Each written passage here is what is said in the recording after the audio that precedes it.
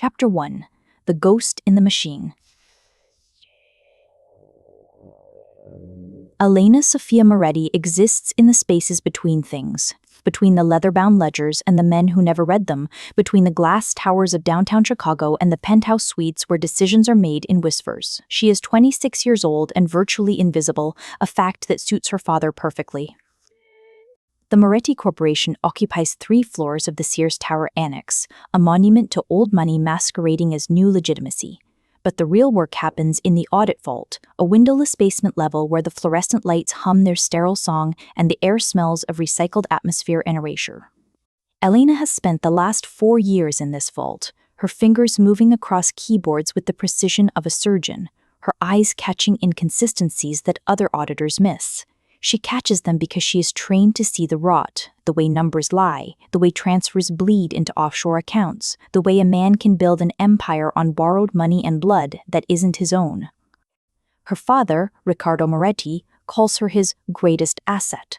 He means it as a compliment. What he really means is that Elena is useful precisely because she cannot be used against him. In the Moretti family, visibility is a liability. Elena's brothers, Marco, with his athletic build and his empty smile, and the younger ones who rarely acknowledge her existence, they are the face of the Moretti brand. Elena is the spine that holds it all up, and spines are not meant to be seen. The scar on Elena's collarbone, hidden beneath silk blouses in shades of gray and charcoal, is a reminder of what happens when you become too visible. She was 11 years old. An accident at a construction site, Riccardo told the doctors. The scar tissue runs like a jagged continent from her collarbone toward her shoulder, a geography of pain that Elena has learned to dress around, to hide beneath high necklines and the forward hunch of her posture. No one asks about it. No one sees it. That is precisely the point. The Moretti home is a glass and stone monument in Lincoln Park, all soaring ceilings and windows that overlook the Lake Michigan shoreline. But the true estate of the Moretti family is contained in the numbers, the accounts, the ledgers that Elena maintains with obsessive precision. Elena does not have friends. She has colleagues who nod at her in the hallway of the audit vault and forget her name immediately after. She does not have a life outside of the corporation. She has a studio apartment in a building populated by other invisible professionals, accountants, paralegals, systems administrators. She eats takeout sushi at her desk. She sleeps 5 hours a night.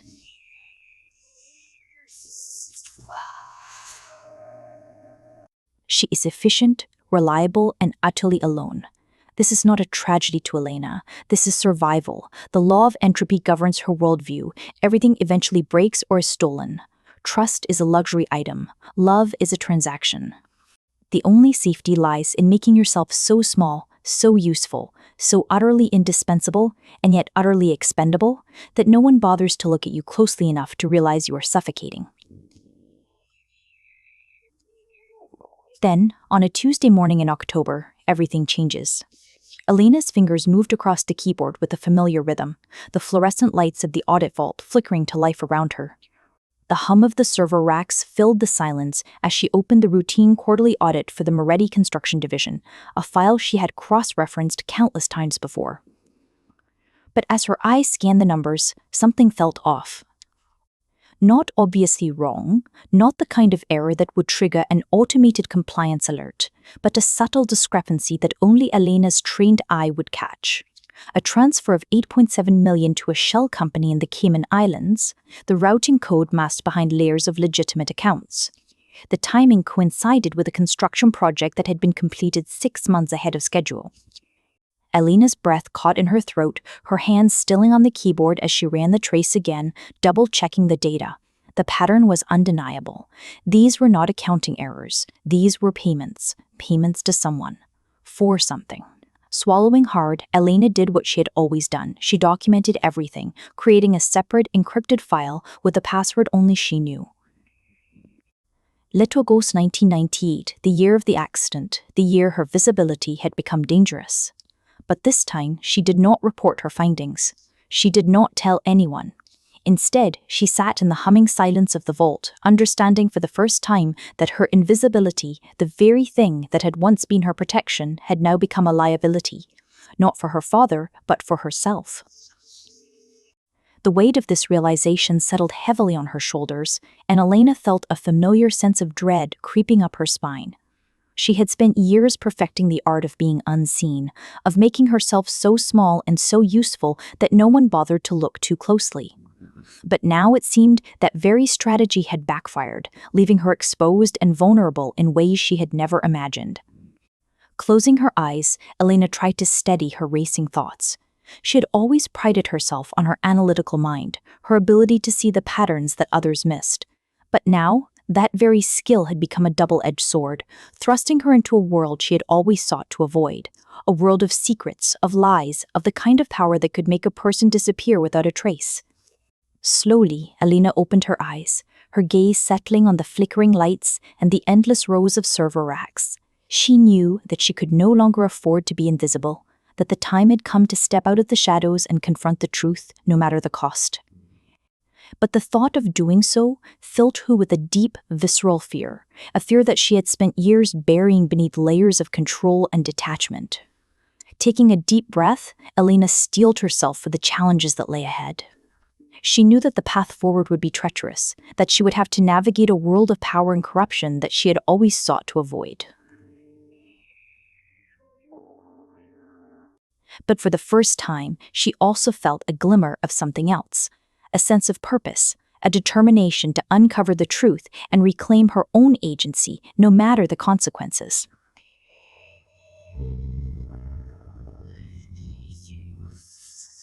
The heavy glass of the Moretti penthouse dining room table gleamed under the soft autumn light filtering through the floor-to-ceiling windows. Elena sat in her customary spot at the corner, her risotto barely touched as she kept her eyes trained on the polished surface. Across from her, Marco regaled their father with tales of his latest exploits, his voice dripping with a self-satisfied swagger. Riccardo Moretti listened with a detached air, his fingers idly tapping at his phone as he reviewed what Elena knew were likely illicit financial reports. This was the routine they had all perfected over the years. Marco commanding the attention, Riccardo silently approving, and Elena fading into the background, her very presence an afterthought in the grand machinations of the Moretti family. A faint crease appeared between Elena's brows as she replayed the discovery she had made in the audit vault earlier that day. The $8.7 million transfer, the shell company in the Caymans, it was all so carefully concealed, yet so glaringly obvious to her trained eye. She knew she should have reported it, should have confronted her father and brother, but the weight of the knowledge settled heavily on her shoulders. Riccardo's voice suddenly cut through the air, drawing Elena's attention. "You're eating well," he said, his gaze fixed not on her face, but on the plate in front of her. It was not a compliment, but an observation, a subtle reminder of her place in this family. "Yes, father," Elena responded dutifully, her voice barely above a whisper. Marco seized the opportunity to take another jab, his laughter echoing through the room. "That's our little ghost, always disappearing into her work."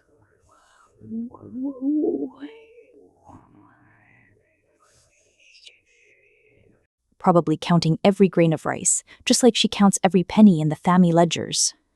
Riccardo did not reprimand his son, and Elena felt the familiar sting of invisibility wash over her. This was how it had always been, a constant erosion of her presence, a systematic undermining of her worth. As the dessert course was served, a tiramisu that Elena had no appetite for, Riccardo's phone rang. His expression shifted, a subtle change that Elena noticed immediately. There was something predatory in the way he looked at her, a fleeting moment of calculation that made her spine stiffen.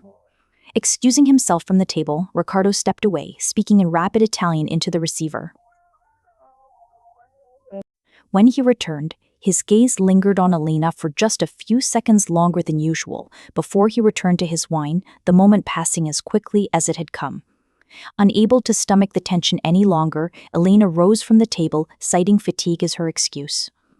Neither her father nor her brother acknowledged her departure, and she slipped out of the room, the weight of her discovery pressing heavily on her mind. As she made her way to her own modest apartment, Elena couldn't shake the feeling that the world she had so carefully constructed, the illusion of safety and control, was beginning to crumble around her. The knowledge she held, the secrets she had uncovered, had the power to upend everything she had ever known. and she couldn't help but wonder if she was truly prepared to face the consequences. The audit vault felt more like a tomb than an office in the dimly lit after-hours hush. Elena returned to the sterile space, drawn back to the numbers like an addict to a drug that destroyed slowly but thoroughly. Her fingers flew over the keyboard as she deepened her investigation into the shell company she had discovered earlier that day. The Cayman Islands account led to a tangled network of transfers spanning 6 years, millions of dollars, moving with a clockwork precision that made her stomach twist. The deeper she dug, the clearer the picture became. This was no simple skimming operation by her father. Riccardo Moretti was a conduit, moving money on behalf of someone else. Someone powerful enough that even a man accustomed to control like her father was willing to become a vessel. Elena traced the patterns backward, following the digital breadcrumbs to their origin. And there, embedded in an older file, was a name that sent a chill down her spine: Dante Ferrante. The name carried weight in Chicago's underworld, a shadowy presence that Elena had been trained all her life to ignore. That world existed outside the confines of her vault, in the spaces where legitimate business dissolved into something darker. Her hands began to tremble as the realization set in. Her father had entangled their family with the Ferrante organization. And that entanglement was no minor accounting irregularity, it was a debt that threatened to swallow them whole. In this moment of cold clarity, Elena felt the ground shift beneath her feet. Everything she had known, everything she had built her life around, was crumbling. The illusion of safety and control that she had so carefully constructed was an elaborate facade, ready to shatter at any moment. She stared at the screen, the numbers blurring as her vision clouded. This discovery, this knowledge, was a double-edged sword. It had the power to upend everything, to expose the rot at the core of the Moretti empire. But it also placed her in a precarious position, a pawn in a game she had never consented to play. The weight of it all pressed heavily on her shoulders, and for the first time, Elena felt truly afraid. Afraid of the consequences that would inevitably follow, afraid of the forces she had unwittingly awakened. She knew, in the deepest part of her soul, that nothing would ever be the same again. With a shaky exhale, she closed the file, securing it with multiple layers of encryption. The Ferrante name would remain hidden for now, but she knew it was only a matter of time before the truth came to light, and when it did, the reverberations would be felt far beyond the confines of the audit vault. The silence of Elena's apartment was deafening. She lay in bed, staring up at the ceiling, her mind racing with the implications of her discovery. The Ferrante connection, her father's criminal ties, it was all too much to process. She thought back to the scar on her collarbone, the accident at the construction site that had never quite added up. Now, it all made a sickening kind of sense. Her father's wealth, the power he wielded, had been built on foundations of corruption and deceit, and she, the invisible daughter, had been complicit in it all. Closing her eyes, Elena felt the weight of her own existence pressing down on her. She was no longer just a tool, a pawn in her family's game, she was a witness to their crimes. And that knowledge was a burden she could no longer bear to carry alone. As the first rays of dawn peeked through her window, Elena knew she could no longer pretend not to know what she knew. The illusion of safety and control that she had so carefully constructed was crumbling around her, and she had to decide what to do with this newfound truth.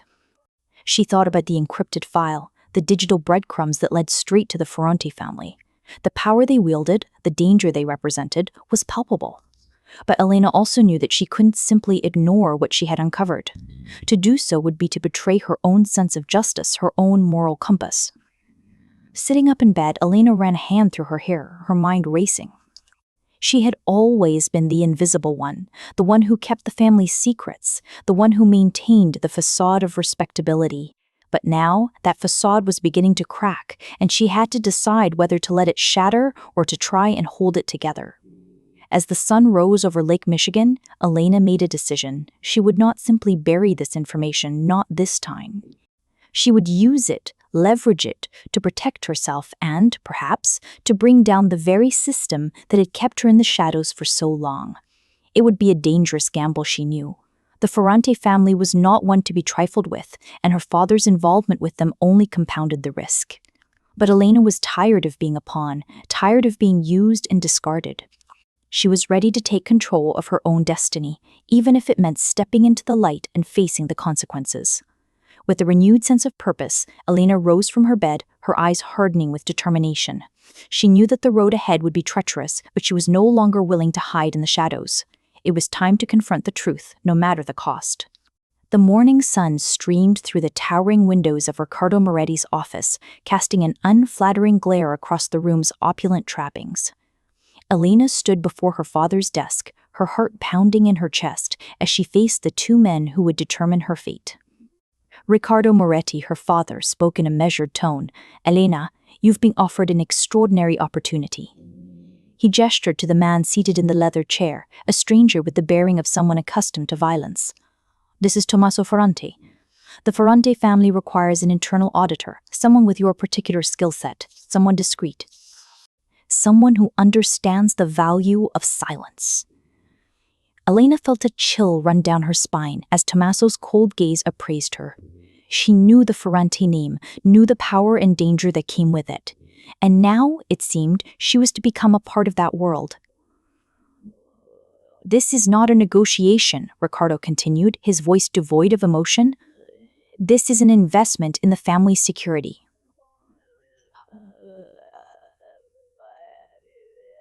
If you prove yourself valuable to the Ferrante organization, the accumulated debt will be forgiven. Debt. The word hung in the air, a weight that Elena had never fully understood until this moment. The scar on her collarbone, the accident that had never quite added up. It all made a sickening kind of sense now. She had been trained not to ask questions, to remain silent and obedient. And so, with a nod, she said, "Yes, father." The words tasted like ash on her tongue.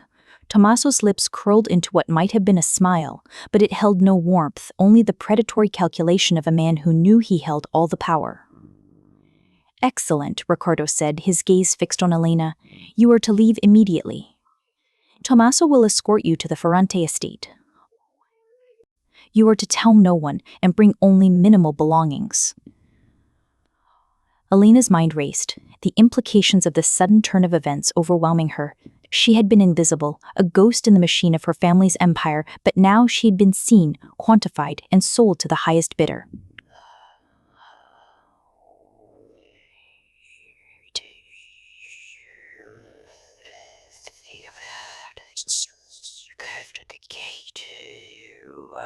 Settle over her.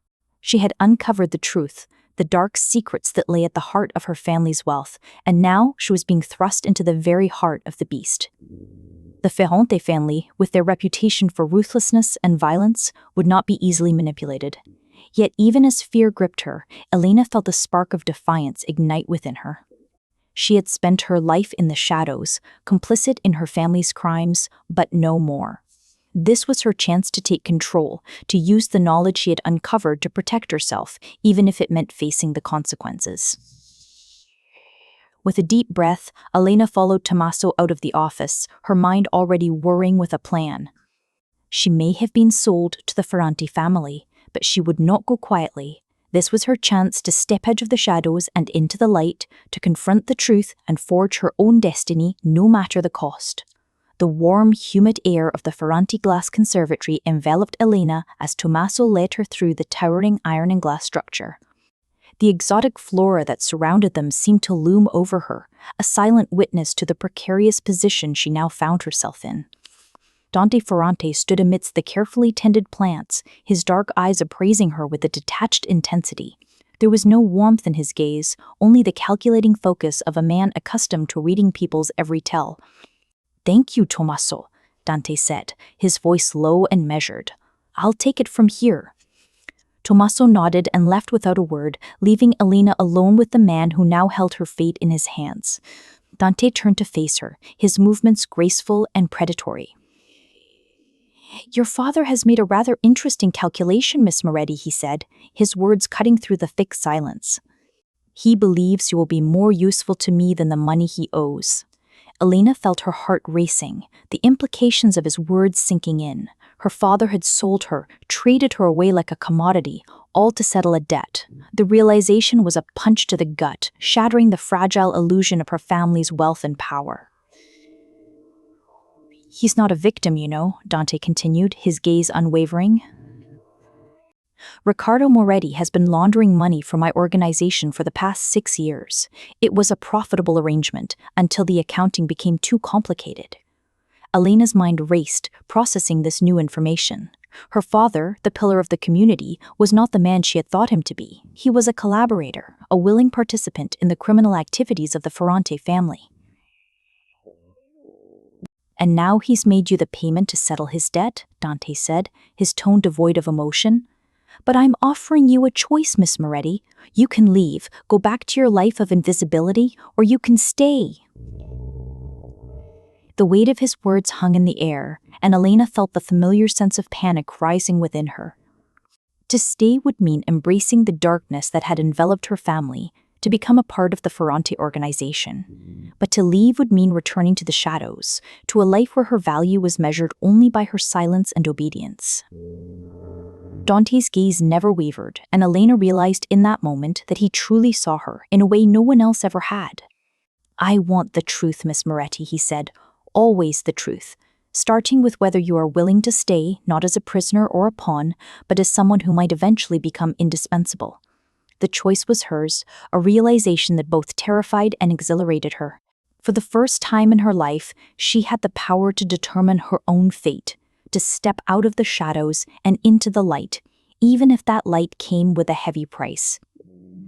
With a trembling voice, Elena spoke the words that would change the course of her life forever. "I'll stay." Chapter 2, The Visible Wound. Elena sat on the edge of the bed, her fingers tracing the impossibly soft Egyptian cotton sheets. The room was a study in restrained luxury, from the sleek lines of the furniture to the carefully curated selection of books lining the shelves.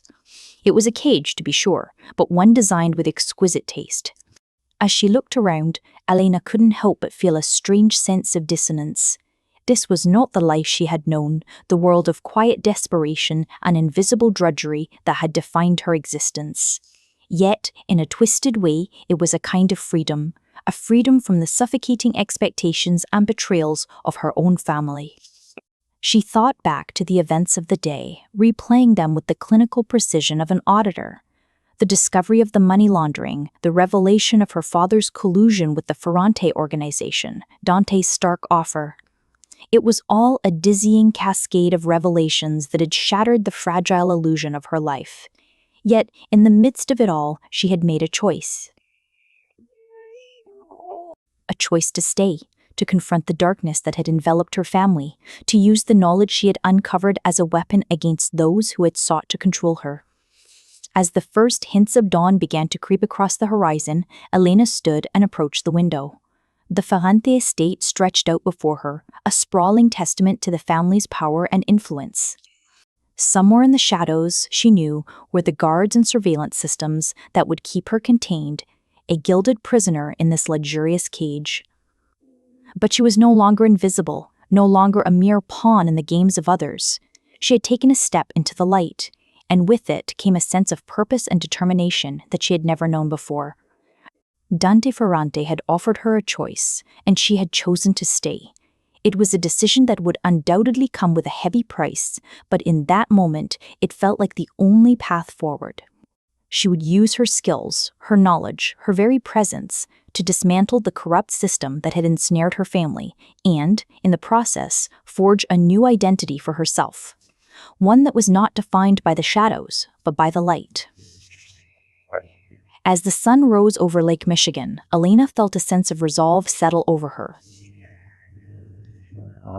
She was no longer the ghost in the machine, the invisible auditor who had been cast aside and forgotten. She was a player in this high-stakes game, and she would use every tool at her disposal to emerge victorious. Elena took a sip of the rich, aromatic espresso, savoring the bold flavor as it rolled across her tongue. The warmth of the ceramic mug was a comforting contrast to the cool morning air that filtered through the kitchen's tall windows. For a moment, she allowed herself to be lulled by the familiar ritual, the muscle memory of her former life as the Moretti family's invisible auditor. But the illusion was shattered as her gaze landed on the woman before her. Bianca Ferrante, Dante's aunt and the undisputed matriarch of this household.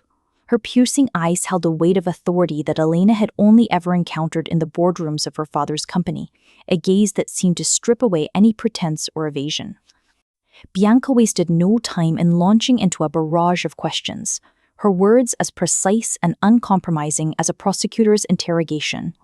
Elena answered each query with the practiced detachment of someone accustomed to being scrutinized, reeling off her credentials and qualifications with the same clinical efficiency she had once used to uncover the Moretti family's financial secrets. As Bianca listened, her expression remained inscrutable, a mask of cool composure that betrayed none of her thoughts.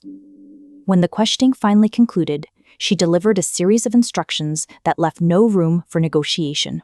Elena would dine with the household each morning, would not leave the estate without permission, would not make phone calls without Dante's approval, and would never speak of what she witnessed within these walls. It was a stark reminder that, despite the luxurious trappings of her new surroundings, Elena was very much a prisoner here, a gilded cage perhaps, but a cage nonetheless. And yet, as Bianca slid a plate of fresh bread and fruit across the counter, there was something almost maternal in the gesture, a subtle acknowledgement that Elena's well-being was of some consequence. "You are too thin," Bianca said, her tone brooking no argument. "Dante does not like fragile things. Make yourself substantial." Elena recognized the underlying message. This was not a threat, but a directive. Bianca was, in her own harsh way, preparing her, readying her for the challenges that lay ahead. It was a sobering realization, a reminder that her role here was not simply that of a captive, but of a player in a high-stakes game, one where the rules were unforgiving and the consequences dire. As she took her first bite of the warm, crusty bread, Elena felt a renewed sense of resolve settle over her. She was no longer the invisible ghost, the forgotten auditor cast aside by her own family. Here, in the heart of the Ferrante estate, she had been thrust into the light, forced to confront the darkness that had enveloped her life. And she would use every tool at her disposal, her skills, her knowledge, her very presence, to dismantle the corrupt systems that had ensnared her, and in the process, forge a new identity for herself, one that was not defined by the shadows, but by the light. Elena followed Giuseppe down the winding stone steps, the faint scent of aged oak and leather growing stronger with each descent. As they reached the bottom, she found herself in a cavernous space that stood in stark contrast to the clinical, fluorescent-lit vault of the Moretti Corporation. This was a world of dark wood paneling, antique furniture repurposed as desks, and the gentle hum of servers in the background. A secret workspace that exuded an air of clandestine activity. Giuseppe gestured around the room, his tone one of quiet authority. "Welcome to the Ferrante family's private audit facility. This is where we manage the financial operations of our various enterprises, legitimate and otherwise." Elena's brow furrowed as she listened, processing the implications of his words. Legitimate businesses, semi-legitimate revenue streams, and purely criminal enterprises, each with its own accounting system, all designed to obscure the connections between the legal and the illicit. "Your role," Giuseppe continued, "is to develop an integrated auditing protocol that allows us to track cash flow without creating a centralized record that could be subpoenaed or seized." He paused, his gaze piercing. "The previous auditor made mistakes that cost the family millions. We cannot afford such errors." She knew all too well the consequences of failure in this world. And yet, despite the gravity of the situation, she couldn't help but be drawn in by the sheer complexity of the challenge before her. As Giuseppe guided her through the existing systems, Elena's analytical mind whirred to life. The Byzantine web of accounts, the contradictory ledgers, the carefully crafted gaps, it was a symphony of financial obfuscation, a testament to the Ferrante family's ruthless ingenuity. And despite the horror of it all, she couldn't deny the allure of unraveling such an elegant puzzle. But then, the question slipped out before she could stop it. What happened to the previous auditor? Giuseppe's expression darkened, and he simply fixed her with a look that spoke volumes. Elena's heart raced, the lesson sinking in. Some questions were better left unasked, some truths too dangerous to confront. Silently, she turned her attention back to the task at hand, immersing herself in the intricate web of financial records.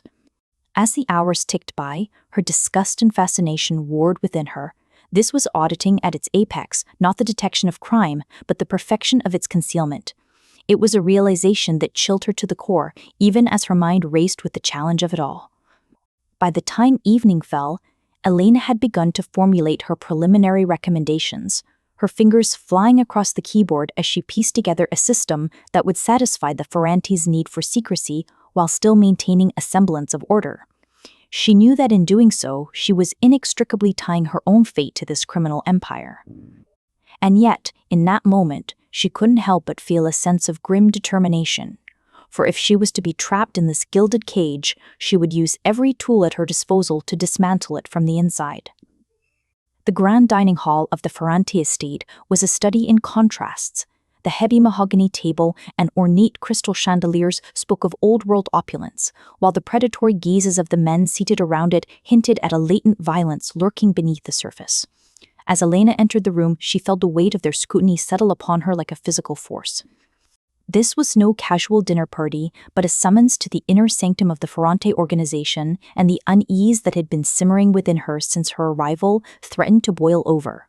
Dante, Bianca, and 3 other men, Lorenzo Valli, Vittorio Santoro, and Tommaso Ferrante, occupied the high-backed chairs, their expressions ranging from cool detachment to outright hostility.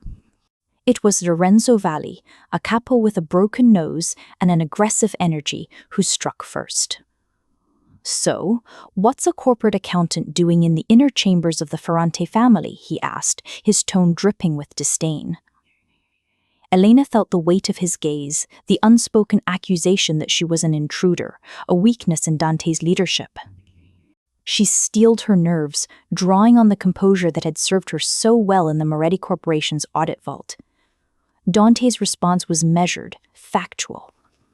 "Elena is a professional auditor retained to improve our financial systems."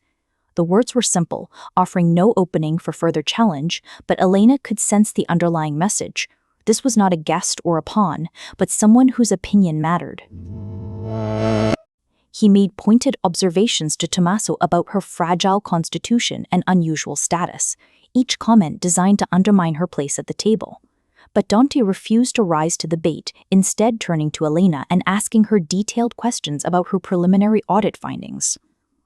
As she spoke, Elena felt a strange sense of empowerment. Here in the heart of the Ferrante Empire, she was being treated as an equal, her expertise acknowledged and respected. It was a far cry from the dismissive treatment she had endured from the Moretti men, and she found herself rising to the occasion, her analytical mind firing on all cylinders as she laid out her recommendations. By the time the meal drew to a close, the dynamic had become clear. Dante trusted Elena enough to include her in this inner circle, and Lorenzo resented both the trust and the implication that the Ferrante organization was evolving beyond his understanding or control. As Elena rose to leave, she caught Lorenzo's gaze, and in that moment she knew she had made an enemy. Not through any action of her own, but simply by existing in a space where Lorenzo believed only men like himself should be allowed to tread. The realization sent a chill down her spine, but there was also a spark of defiance. If they thought she would be cowed by their displays of power, they had another thing coming. The humid air of the Ferrante estate's glass conservatory enveloped Elena as she wandered through the lush foliage, the night-blooming flowers competing with the scent of jasmine. It had become a habit over the past week, this solitary stroll through the intimate, shadowed space, a moment of respite before retiring for the evening. Tonight, however, the tranquility of the conservatory was shattered by the unexpected presence of Dante Ferrante, standing amidst the trailing vines and delicate orchids, his gaze fixed on the dark grounds beyond the glass. Elena paused, momentarily unsettled by his solitary vigil. Dante's eyes found hers, and she was struck by the lack of surprise in his expression, as if he had been expecting her. "How are you adjusting?" he asked, the simple question disarming her. It was a query of such fundamental normalcy that it momentarily shattered the carefully constructed veneer of composure she had cultivated since arriving at the Ferrante estate. Thank you, she responded automatically, the generic affirmation rolling off her tongue with practiced ease. But Dante's next words cut through the veneer like a scalpel. Don't lie to me, he said, his voice low and measured. You're terrified. You've been terrified since you arrived. And you're angry at your father, at yourself, at me for showing you the truth. Elena felt the fractures in her composure begin to spread, the tears she had been holding at bay threatening to spill over. What do you want me to say? She asked, her voice carefully controlled. Dante moved closer, and Elena felt the weight of his gaze as he reached out and grazed the edge of her collarbone, his fingers brushing against the faint scar that lay hidden beneath her silk blouse. I want you to tell me about this, he said, not because I don't already know, but because you need to tell someone, and you've never been allowed to tell anyone. The gesture, the quiet invitation, shattered the last of Elena's resistance. The story spilled out, the construction site, the accident that was no accident, the way her father had used family loyalty to bury the truth, the way she had learned, at 11 years old, that visibility was dangerous. Dante listened without interruption, his expression unreadable. When she had finished, he simply said, You're not as fragile as you've been taught to believe. Lorenzo thinks he can make you disappear by suggesting you don't belong. But you do belong, because you're here by choice, not by compulsion. That makes you dangerous in a way he doesn't understand. The declaration that her choice to stay made her dangerous settled into Elena like a drug. For the first time, someone had suggested that her presence was not a liability, but an asset. That she had power, not despite her invisibility, but because she had chosen to stop being invisible. Dante left her then, alone among the flowers, and Elena stood in the humid darkness, understanding that something fundamental within her was shifting.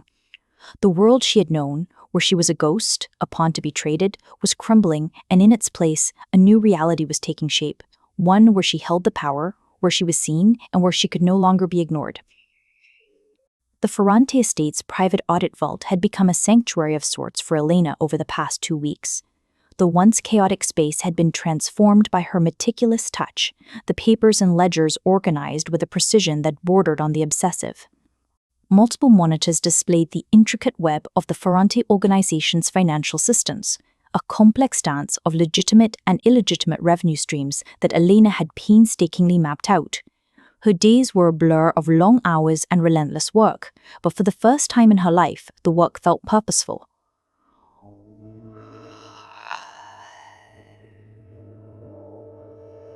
She was no longer a ghost, a nameless cog in someone else's machine, but an active participant in a high-stakes game, one where her skills as an auditor were the key to her own survival. Giuseppe, the gruff security chief, had become an unexpected ally in this endeavor. He seemed impressed by Elena's technical prowess and her instinctive understanding of how the Ferrante organization's systems needed to function. In their hushed conversations, he shared information that he wouldn't normally divulge to someone so new to the family. It was through these exchanges that Elena learned of the growing threat from Lorenzo Valli.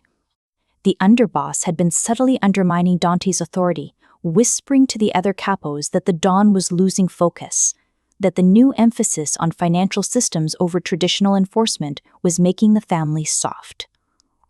Lorenzo was cunning, Giuseppe warned, and ambitious enough to attempt a coup if he could build a strong enough coalition.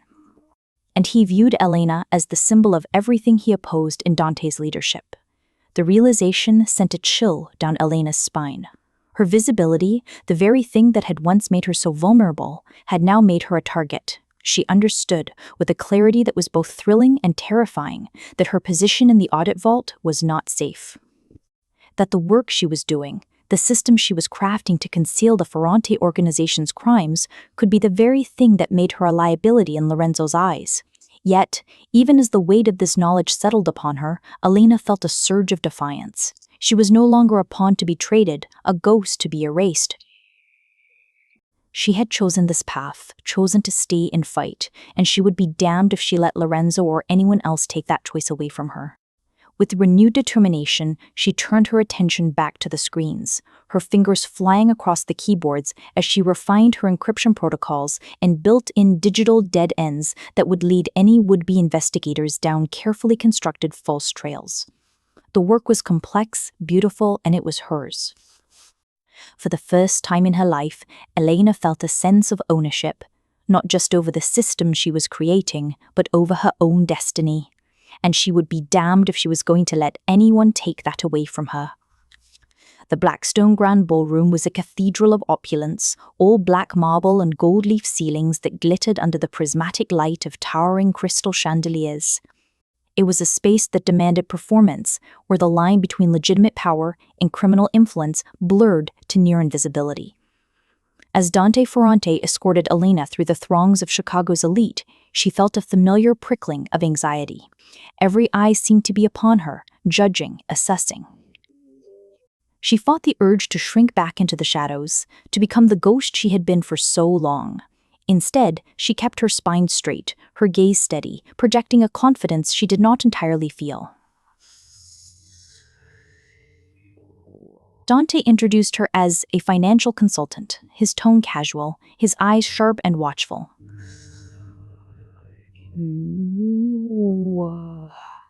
He guided her through the crowd, pausing to make polite small talk with various guests, corporate titans, city officials, and members of the Ferrante organization cleverly disguised as respectable businessmen and philanthropists. Elena listened, observed, catalogued every detail.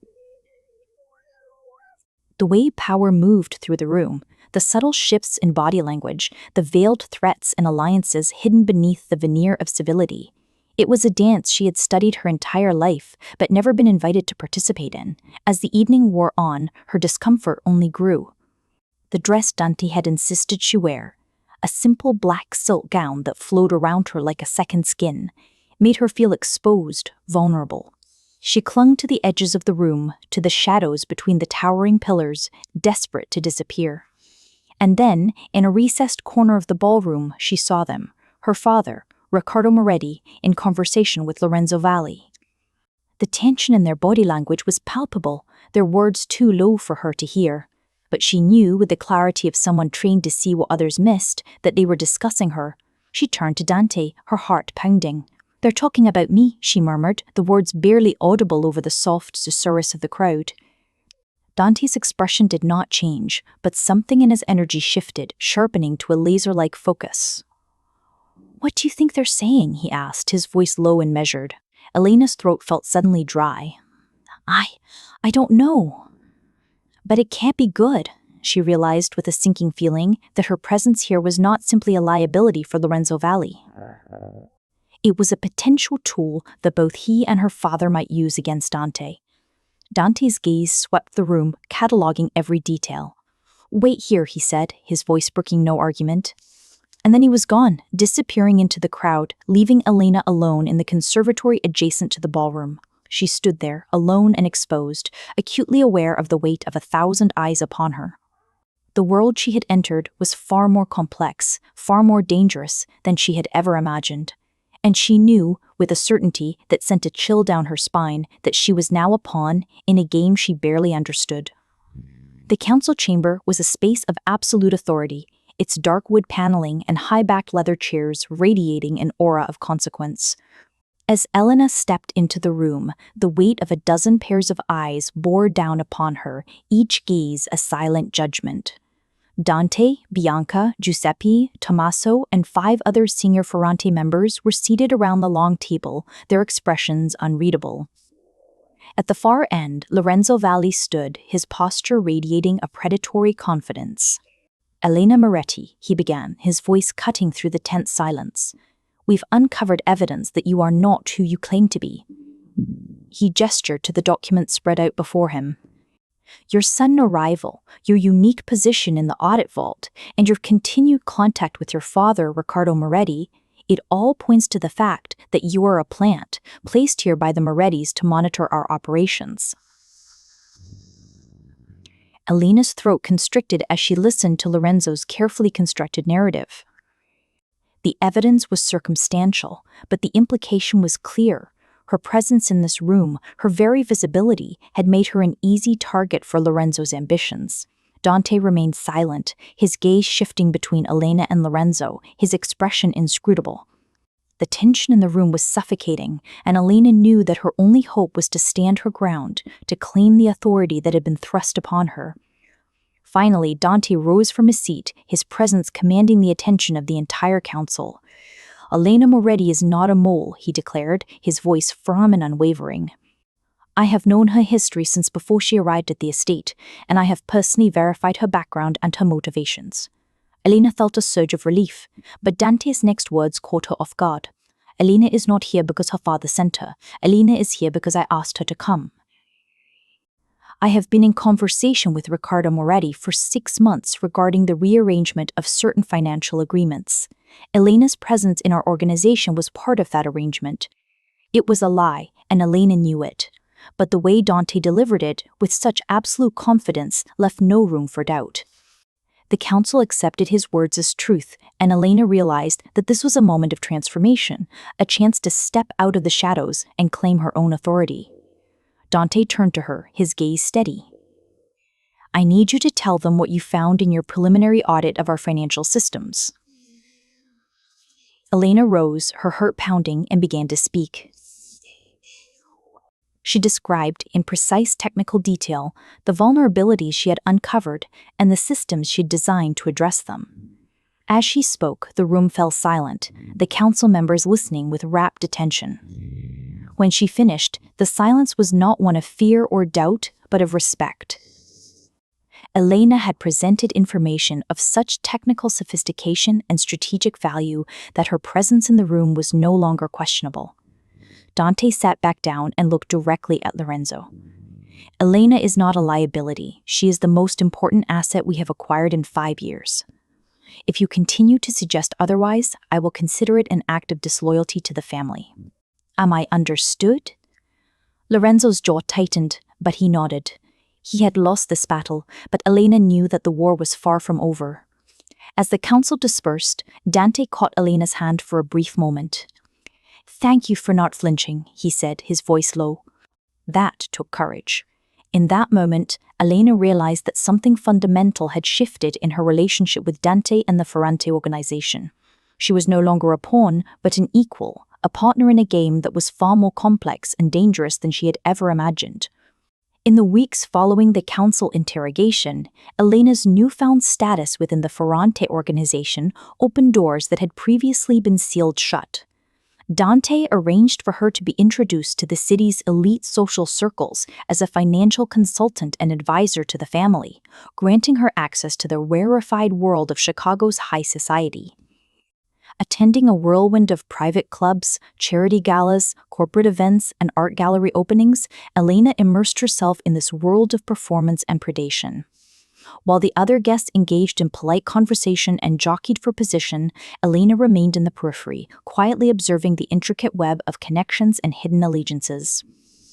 Her keen eye for detail and innate understanding of human behavior allowed her to glean far more from these social interactions than those actively participating. She noted the subtle shifts in body language, the carefully chosen words, the furtive glances that betrayed the true nature of the relationships on display. As she navigated the social circuit, Elena's bond with Dante deepened. Each morning before she left for her reconnaissance, they would share a quiet breakfast, and she would relay her observations to him. Dante listened with rapt attention, asking probing questions that helped her refine her understanding of the power dynamics at play. It was during this period that Elena made a series of troubling discoveries. She learned that her father, Riccardo Moretti, had been meeting regularly with Lorenzo Valli, offering him financial backing to stage a coup against Dante. The planned uprising was scheduled to take place during a formal gathering of all the major capos and their families in 2 weeks' time. Armed with this critical information, Elena presented her findings to Dante with the same meticulous precision she had brought to the financial audit. Dante listened intently, and when she had finished, he posed a question that caught her off guard. "What do you recommend we do?" For the first time, Elena was being asked not just to observe and document, but to propose a course of action. Steeling her nerves, She suggested that Dante publicly consolidate his loyalty among the other capos by involving them in a demonstration of the Ferrante organization's new financial infrastructure. By showcasing the increased profit margins and decreased legal risk, Dante could position the changes as a competitive advantage rather than a weakness. Dante immediately implemented Elena's recommendations. Over the course of the next week, he met with each major capo individually, walking them through the integrated financial systems and positioning Elena as the architect of these new protocols. By the time the formal gathering arrived, Lorenzo's planned coup had been effectively neutralized. The capos had invested themselves in the new financial infrastructure, understanding that Elena's work was a testament to Dante's leadership, not a vulnerability to be exploited. As the event unfolded, Elena observed the power dynamics with a newfound sense of purpose. She was no longer a silent observer, but an active participant in the game, her recommendations shaping the very course of events. The weight of this responsibility was both exhilarating and daunting, but Elena knew that she had finally carved out a space for herself within this treacherous world. The hush of the audit vault enveloped Elena as she pored over the digital ledgers, her fingers flying across the keyboard with practiced precision. This sterile workspace had become her domain, the cold steel and humming servers, a sanctuary where she could unravel the tangled web of the Ferrante organization's finances. But tonight, as she delved deeper into the encrypted files, a chill gripped her. Her breath caught in her throat as she stumbled upon a document that stopped her heart. It was an authorization, signed by her own father, instructing the Ferrante family to eliminate her if she ever became a liability. The realization struck her like a physical blow. All this time, she had believed her father's cruelty to be the byproduct of neglect, of a man too consumed by his empire to see his own daughter. But now, the truth was laid bare before her. Riccardo Moretti had never viewed her as a child to be protected, but as a threat to be managed, and if necessary, eliminated. The weight of this revelation threatened to crush her. She sat in the eerie silence, surrounded by the hum of the servers, and felt the foundations of her world crumbling. The family she had tried so desperately to protect, the legacy she had sworn to uphold, was nothing more than a facade concealing a predator's den. In that moment, Elena understood that the emotional trauma of her childhood, the scar on her shoulder, the gaslighting and enforced invisibility, had all been intentional. Her father had never seen her as a person, but as an asset to be exploited and, if necessary, discarded. Yet, instead of crumbling under the weight of this realization, Elena felt a surge of resolve. She would not be a victim any longer. She would not allow her father to erase her existence, to bury the truth beneath layers of wealth and power. She would destroy him, not through violence, but through exposure.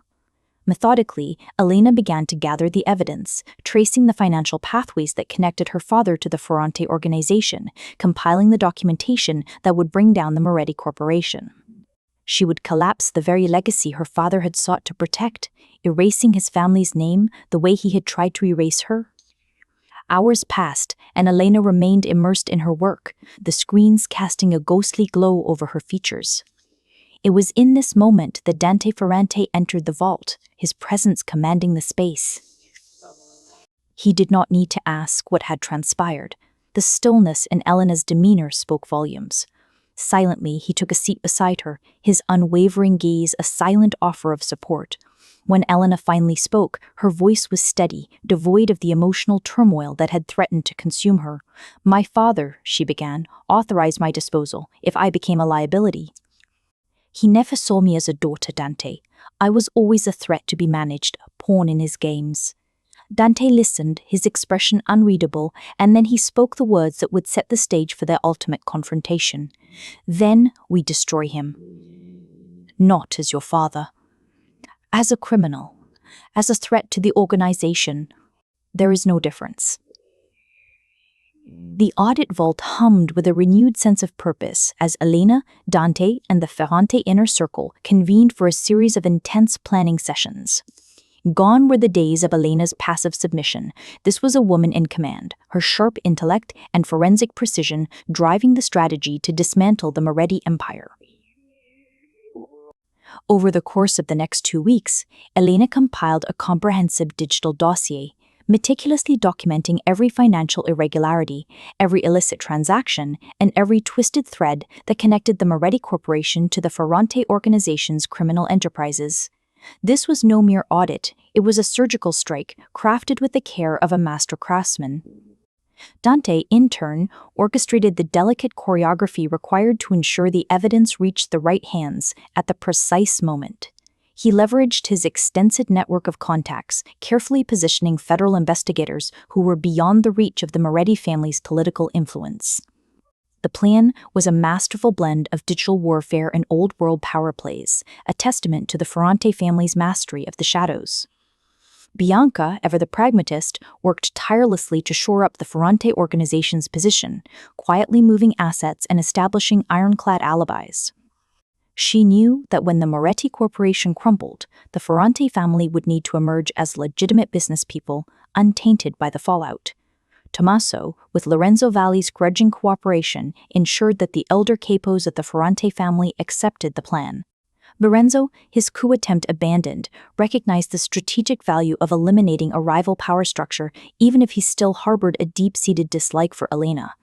As the days passed, Elena experienced a profound transformation.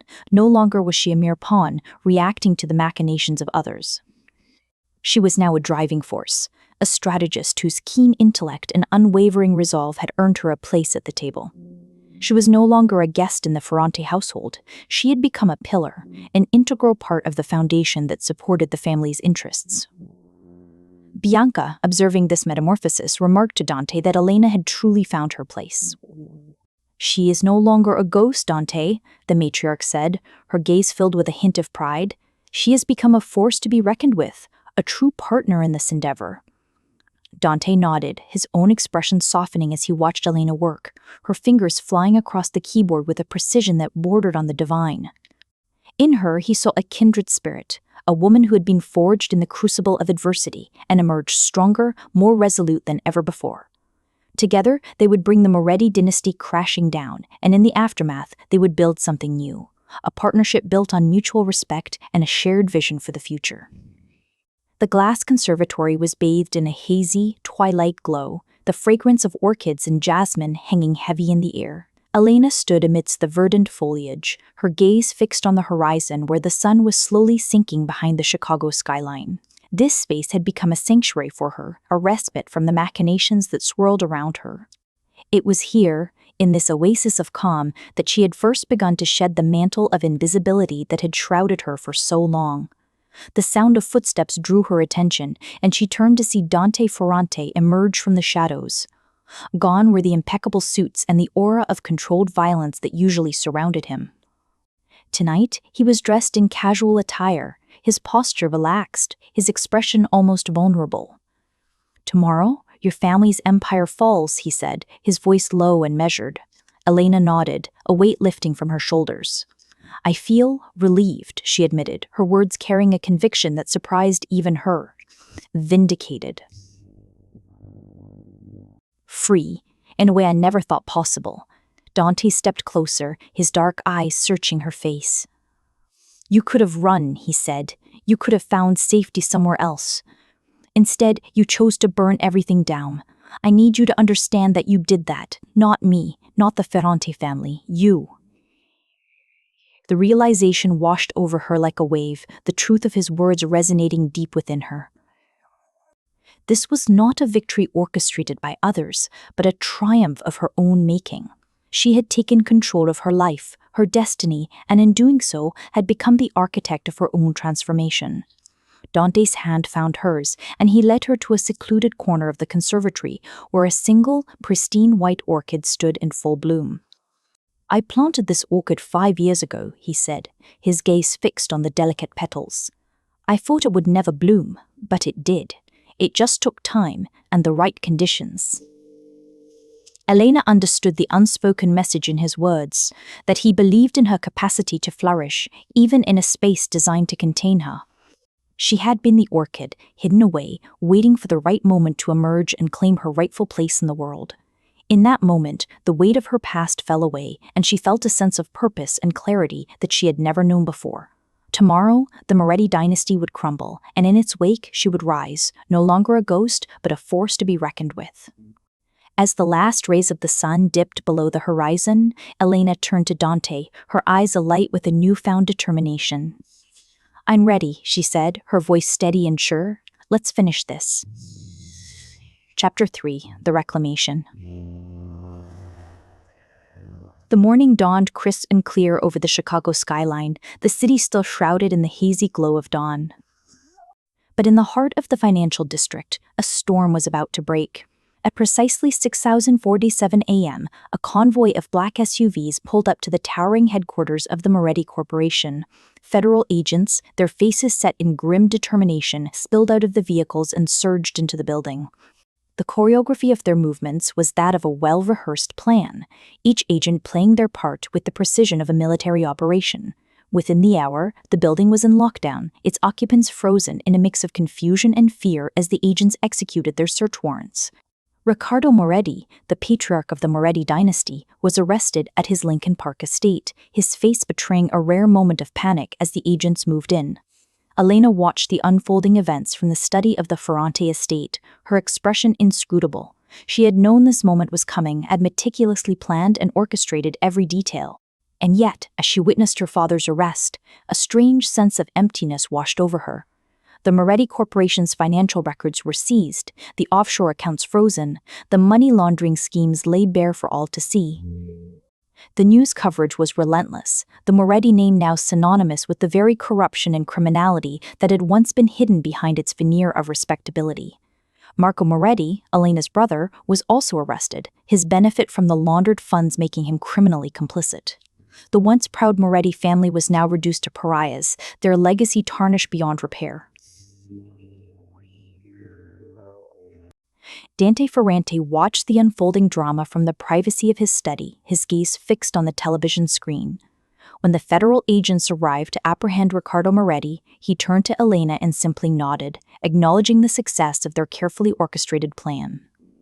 For Elena, the moment held no sense of triumph, no cathartic release. Instead, she felt a hollow satisfaction, a realization that the destruction of her family had not brought the healing she had sought.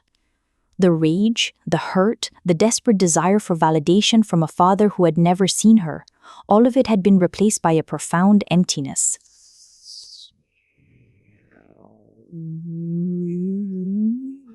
She had become the architect of her own transformation, rising from the shadows to dismantle the very systems that had once confined her. And yet, as she watched the Moretti dynasty crumble, she couldn't help but wonder if the price she had paid had been too high. The world outside the Ferrante estate was in turmoil, the reverberations of the Moretti collapse rippling through the city's power structures. But here, in the quiet sanctuary of the estate, Elena felt a sense of stillness, a moment of respite before the next phase of the battle began. The night was still and silent within the Ferrante estate, save for the faint rustling of the wind through the manicured gardens outside Elena's bedroom window. She stood before the mirror, her silk blouse discarded on the bed, her gaze fixed on the jagged scar that marred the pale skin of her collarbone. This scar, a physical manifestation of the trauma she had endured, had once defined her. It had been the mark of her invisibility, the constant reminder that she had always been a pawn in her father's game, a disposable asset to be traded and manipulated. But now, as she traced the raised line with her fingertips, she felt a strange sense of detachment. The destruction of the Moretti Corporation, the downfall of her father and brother, should have been a moment of liberation. She had fought so hard, sacrificed so much to bring this reckoning. And yet, as she stood in the gilded cage of the Ferrante estate, she felt an overwhelming emptiness. She had transformed from a victim resisting her circumstances to an agent of catastrophic consequence. The question that now haunted her was, if she was not defined by her oppression, then who was she?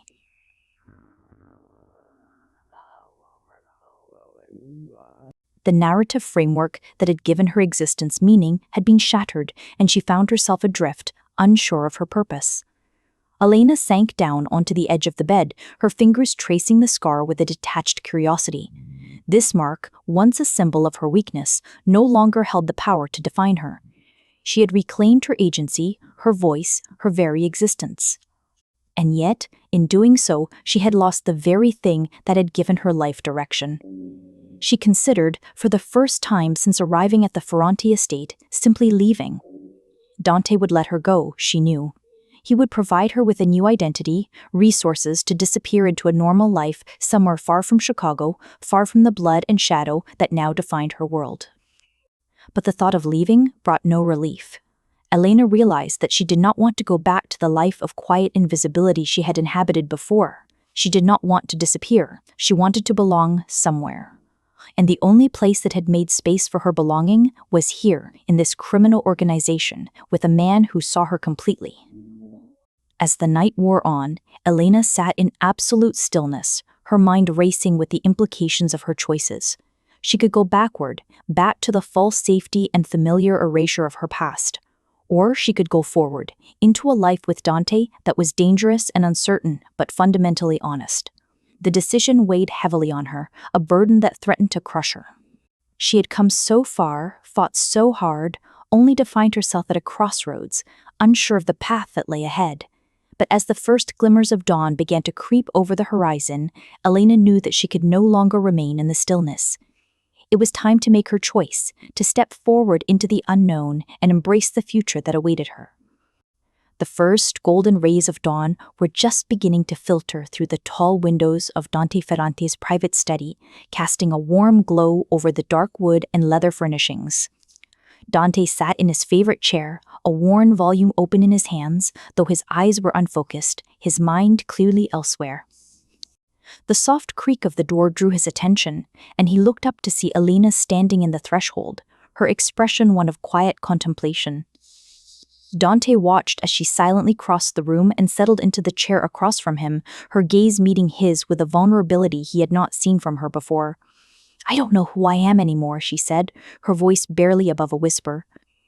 "I destroyed my family, but the destruction didn't transform me into the person I thought I would become. I'm still empty, still searching for something that might fill the emptiness."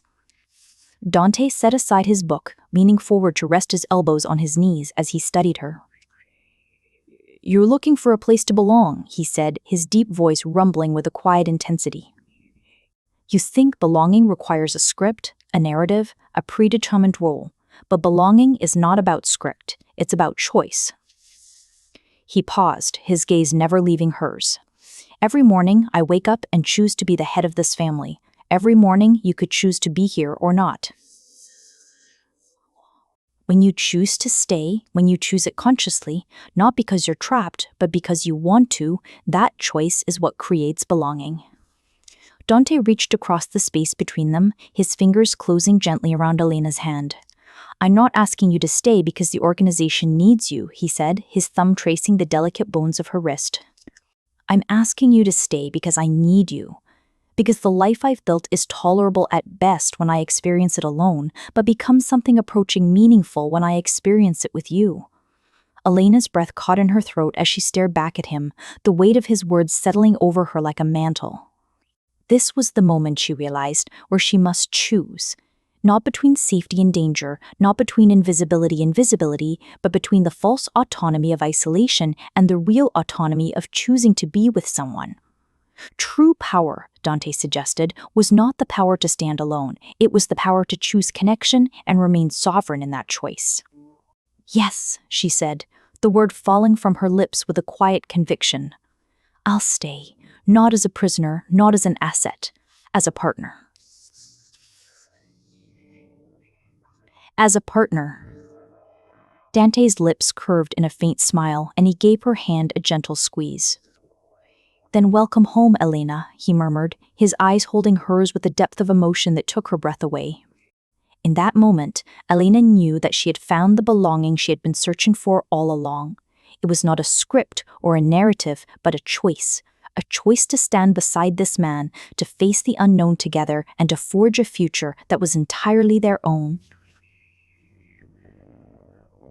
The grand chandeliers at the Blackstone Ballroom cast a warm golden glow over the gathered crowd, their crystal prisms refracting the light into a dazzling display.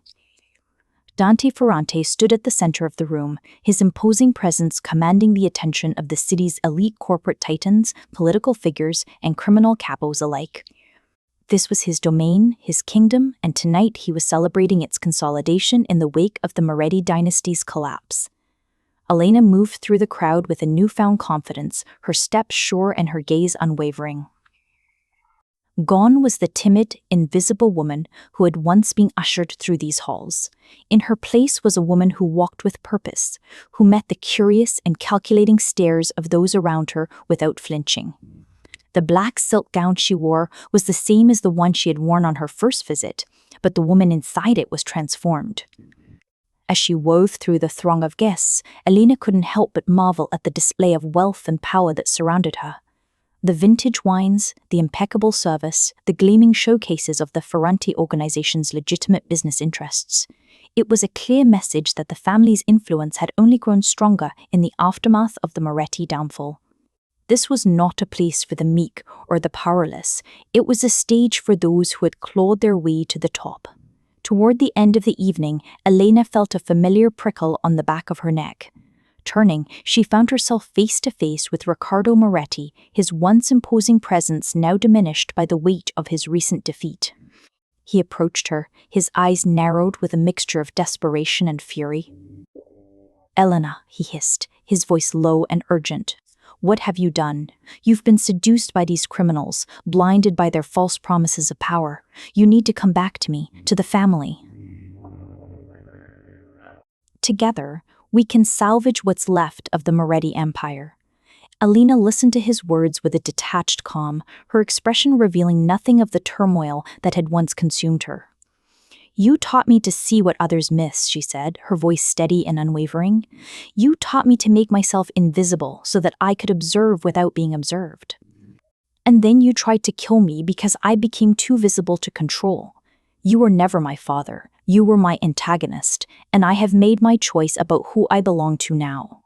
Without another word, Elena turned and walked away, leaving her father standing in the recessed alcove, his face a mask of rage and disbelief. She did not look back, did not give him the satisfaction of a response.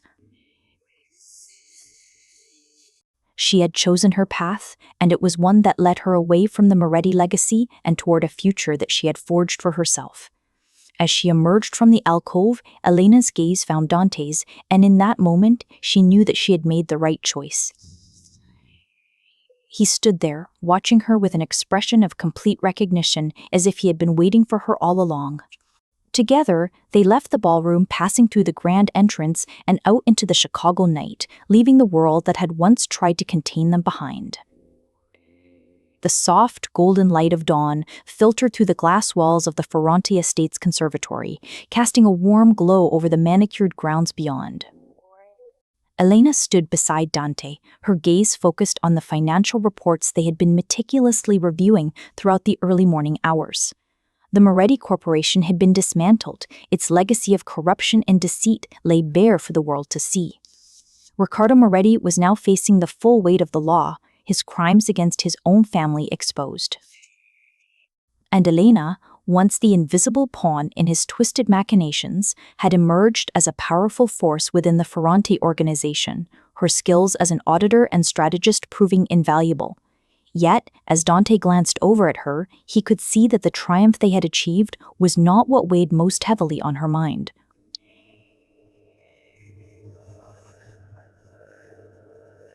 Elena considered the question, her brow furrowing slightly. "No," she said after a moment, her gaze meeting his. "The person I was before, the one who was content to be invisible, to comply with the demands of those in power, that person would have made different choices. I chose this path, Dante, even when it led me through fire." Her eyes drifted towards the orchid that stood in a prominent place in the conservatory, its white blossoms unfurling in the dawn light. "You know, I noticed that the orchid you planted 5 years ago has begun to produce seeds," she said, a small smile playing at the corners of her lips. It's no longer just surviving, but creating new life. Dante nodded, a faint smile of his own tugging at the corners of his mouth.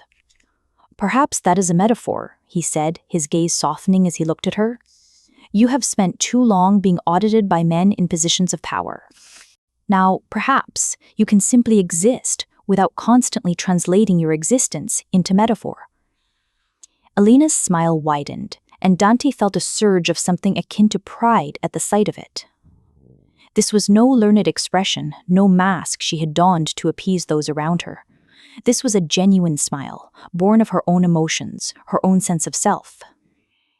Together, they returned to their work, moving seamlessly between the audit systems, the financial reports, and the strategic planning that kept the Ferrante organization functioning.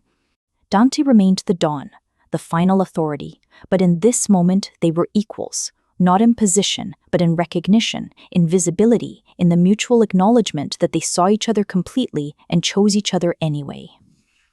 As the sun rose fully over the Ferrante grounds, Elena looked at Dante, and in that moment she understood what true autonomy felt like.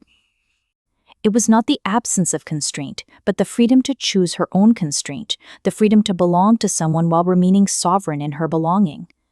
They stood side by side, no longer predator and prey, no longer master and servant, but two people who had chosen to share the weight of the world they had inherited. Transformed, not into something safe, but into something honest. A partnership forged in the crucible of their shared experiences, their scars and their triumphs, their vulnerabilities and their strengths.